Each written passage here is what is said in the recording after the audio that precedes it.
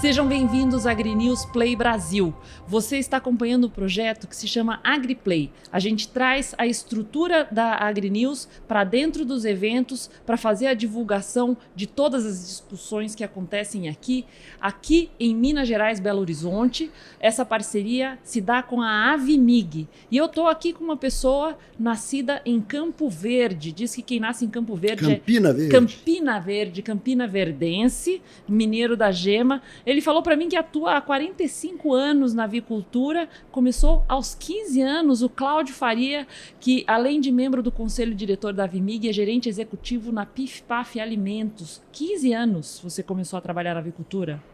Perfeito. Em 1980, em Uberaba, na construção de um frigorífico da Companhia Ibirapuera de Avicultura, que já passou por outros 2 donos, né, e atualmente faz parte do segundo maior produtor de frangos do país. A gente dá para dizer aqui, se a Avimig está com 70 anos, você está atuando aí há 45 no setor, mais da metade desse tempo você está aí com a mão na massa, né? Quando eu ingressei na avicultura mineira, né, a Avimig tinha apenas 25 anos, então, por esse período, e grande parte desse período, né, eu fui membro, né, de conselhos da Avimig, conselho fiscal e agora conselho diretivo há 10 anos. E o que você está sentindo? O avicultor, eu posso falar, eu venho de menos tempo, não que eu seja muito mais jovem, mas atuando junto à avicultura profissionalmente, eu estive aqui num evento há um tempo atrás, uns 3 anos atrás, que era ainda na região central da cidade, num espaço diferente. E eu cheguei aqui e fiquei muito impressionada ao ver o espaço e a feira da Avimig, o avicultor, né, num espaço moderno, estandes modernos. Eu falei que me lembrava até o Ciaves. Como que está aí a prosa de corredores, hein, Cláudio? Está surpreendentemente maravilhosa, né? E você falou muito bem, nós iniciamos o avicultor na garagem da Avimig. Tá? Ali era um espaço restrito, a gente tinha um foco principal nas palestras técnicas, mas a gente falou, por que não crescermos e também trazermos as novas tecnologias ao vivo e a cores para os visitantes, né, as empresas, os universitários, as autoridades entenderem um pouco mais sobre o nosso setor. E virou uma feira de negócios, né? Hoje, eu digo que é a maior do Brasil, depois do Ciaves, que é a nível nacional, no AMB em São Paulo.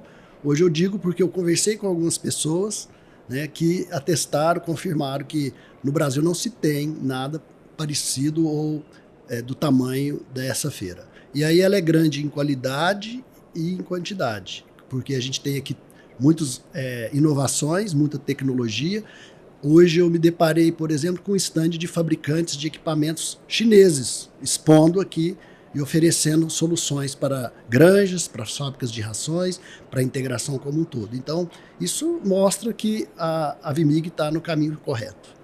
A gente vem numa história, né, de altos e baixos, isso é muito próprio, né, desse setor. 2025 é um ano que eu sinto que as pessoas estão otimistas, apesar da gente ter vivido esse desafio da influenza aviária, mas saímos fortalecidos porque foi um problema resolvido de maneira surpreendentemente muito rápida, né, com muita eficiência. Como que está essa conjuntura para você que tem a mão na massa? Eu queria a sua visão, por favor. Bom, você primeiro falou em otimistas. O avicultor, desde sempre, é otimista. A gente sabe que vai ser difícil, a gente sabe que vai ser complicado. Desde esses 45 anos que eu participo da avicultura, a todo momento eu só vejo a avicultura crescer, porque diz que temos que crescer para ganhar em escala. Porque somente a escala nos proporcionará redução de custos. A cada dia é mais tecnologia, mais inovação, quer na nutrição, quer na genética, quer na área industrial, na área de campo. A todo momento é lançado algum equipamento, alguma tecnologia diferente. Então, o avicultor ele vai sempre necessitar investimentos. E para fazer investimentos, para pagar a conta, você tem que ter resultado. E para ter resultado na avicultura, que tem margens muito pequenas, você tem que ter muita eficiência e você tem que ter a escala. Então, o avicultor, como ele tem que fazer um planejamento com 1 ano e meio aí de antecedência nas matrizes para poder produzir o frango de corte, ele sempre está trabalhando em busca. E aí entram também as entidades, principalmente a ABPA, porque não adianta também você produzir mais do que o mercado consome. Então, a gente tem, dentro da entidade, uma busca constante de ampliação de mercados. Então, o Brasil hoje, além de abastecer 66% da produção para o mercado interno, manda 34, 33, 31, 1/3 para o mercado externo, que nos ajuda a compor os nossos custos e a pagar essas nossas contas.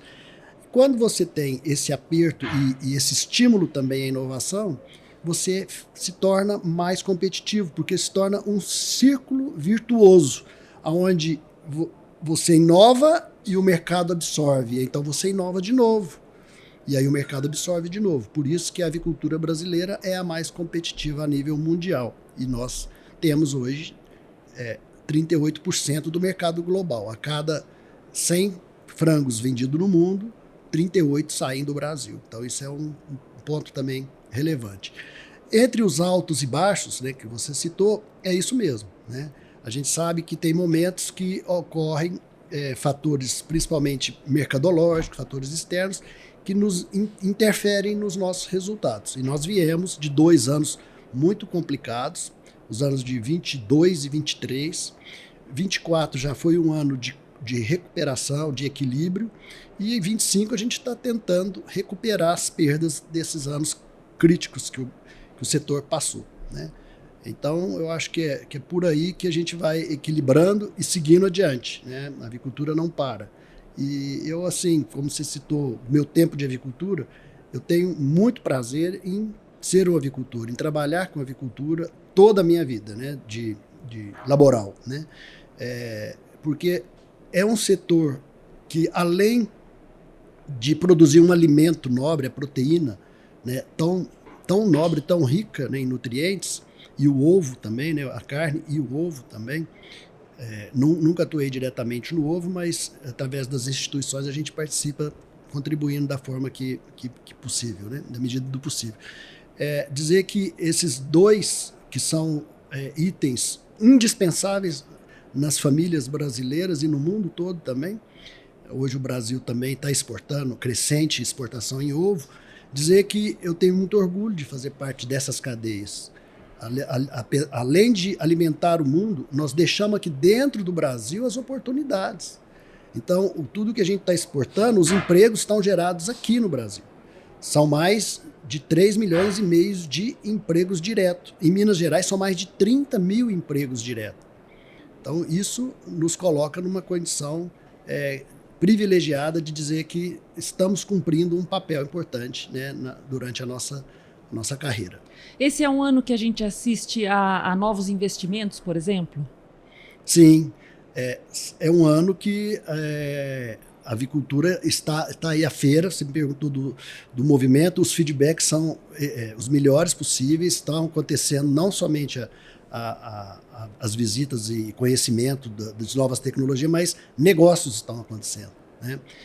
Posso citar aqui um exemplo. Nós estamos aqui com equipes do nosso grupo, do grupo PIF-PAF, um foco aguerrido para um crescimento para a nossa planta do Espírito Santo.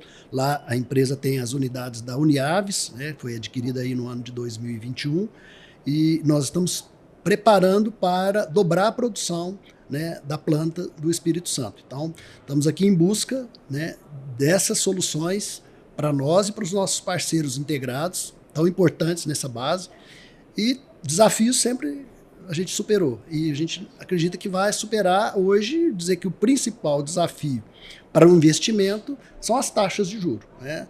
Taxas aí, Selic a mais de 15%, redondo agora, né? Isso quase inviabiliza, mas sempre a gente é otimista. Nós vamos encontrar aí a equação adequada para que supere e não deixemos de crescer, para que a gente possa continuar atendendo os mercados que estão aí, né, à procura dos nossos produtos. E para além dos investimentos que são estritamente necessários, né, que nem a questão de sanidade, de você poder oferecer um alimento seguro, o mercado vem apresentando algumas exigências novas, não tão novas mais, porque a gente já debate isso há algum tempo, relacionadas à ESG. Quem que paga essa conta? A ESG na avicultura, eu digo que ela sempre existiu. Sempre existiu porque não existe hoje um empreendimento de avicultura industrial que não tenha como um precedente um licenciamento ambiental que é muito exigente. A gente utiliza na avicultura, nada se perde, tudo se transforma, né?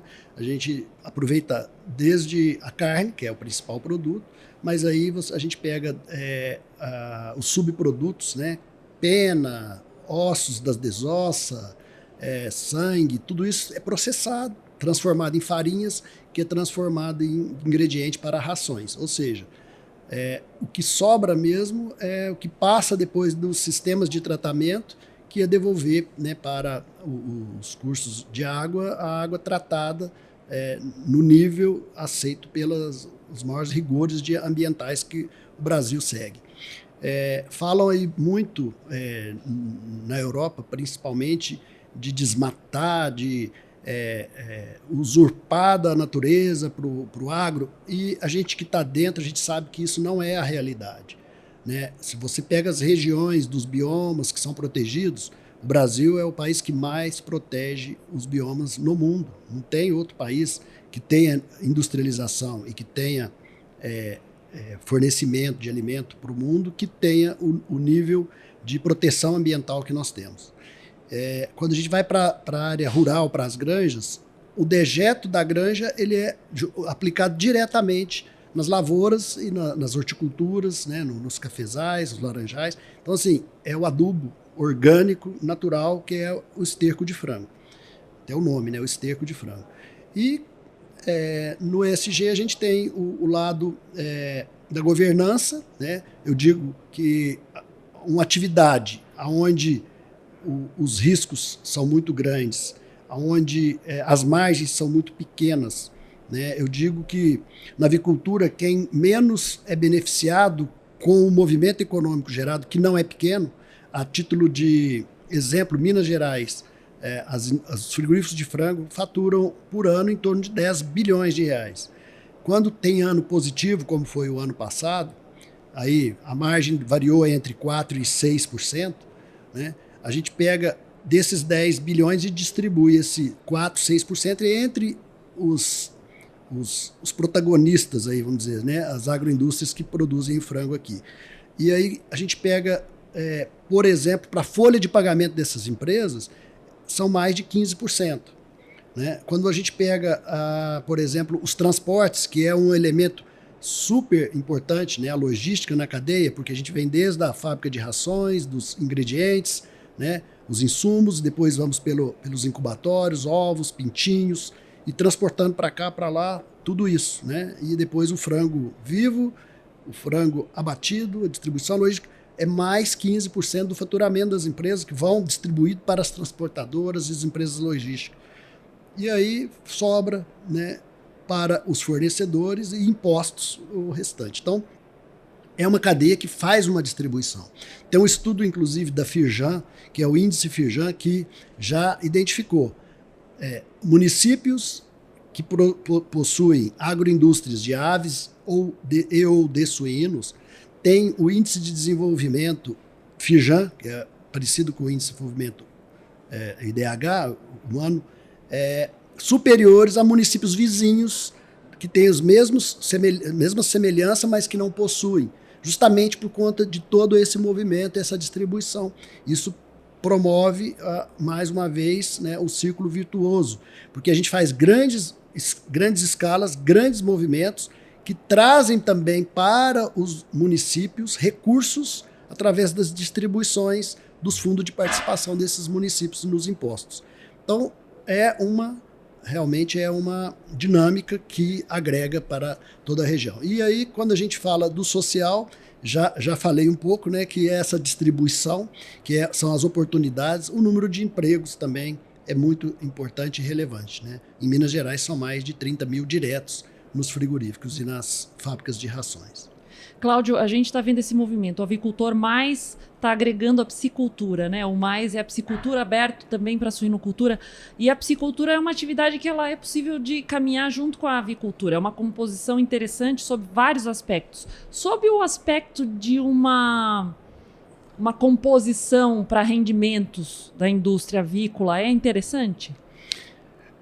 Eu digo que a nossa empresa já tem dentro do seu portfólio pescados, né, há bastante tempo. Tá? A gente já tem aí várias linhas de pescado, nós temos marca própria, Pesca Nobre é uma marca própria do Grupo PIF-PAF, que integra a nossa rede de comercialização. Nós não produzimos, nós desenvolvemos a marca, desenvolvemos os produtos e terceiros com maior aptidão, que tenha já suas instalações, às vezes menores porte, né, do que a do frango, que é aquela escala toda ali, né, que requer os aquíferos e tal, mas o aqueduto e tudo, desculpa, os tanques, né, esse pessoal produz para a gente. O que é a grande integração das duas cadeias? Eu digo que é a cadeia logística de congelados, porque a piscicultura no Brasil, para distribuir da forma que é distribuído a carne de aves e de suínos e de bovinos, não tinha até pouco tempo volume para fazer distribuição. E hoje, quando você integra empresas do nosso setor de aves e de suínos, e não é somente a PIF-PAF que faz esse trabalho, outras também assim fazem, a gente aproveita toda a estrutura de cadeia de frio para distribuição. Então, se eu tenho um caminhão de congelados, ele vai levar a ave, o suíno e também o pescado para a distribuição. Esse acho que é um dos grandes estímulos para essa integração das duas cadeias. Cláudio, eu agradeço muito pelo seu tempo dedicado a nos atender. Parabéns pelo evento, pelo trabalho da Vimig. Fique à vontade para fazer suas considerações finais. Fazer a consideração que, primeiro, agradecer, né, o convite, mais uma vez, poder estar aqui contribuindo não só com o evento, mas também com vocês da mídia, da AgriNews, né, AviNews, podemos levar isso para o público em geral, né? E depois dizer que eu fico muito feliz de ver que em Minas Gerais a gente está aqui como um estado de destaque, né? No incentivo à modernização, no incentivo a novas tecnologias, no incentivo ao conhecimento, né? Tivemos aí palestras brilhantes, técnicas brilhantes, palestra setorial, palestra técnica. Teremos agora uma palestra muito importante sobre sanidade, e é isso que a gente tem que fazer, né? Blindar o nosso produtor rural para que a gente evite ter dissabores e contratempos. Falar também que muito se fala do Brasil não ter tido a influenza aviária por tanto tempo e ter chegado. Que bom que a gente pôde aprender com os erros de outros. Porque se em alguns países a chegada da influenza rapidamente disseminou, aqui no Brasil está acontecendo de forma diferente. Ou seja, nós tomamos a consciência, entendemos o impacto e nos preparamos, e como preparados estamos, já estamos livres novamente da influenza aviária. E eu acho que temos que estar sempre alertas, pensando no melhor, mas preparados para o pior.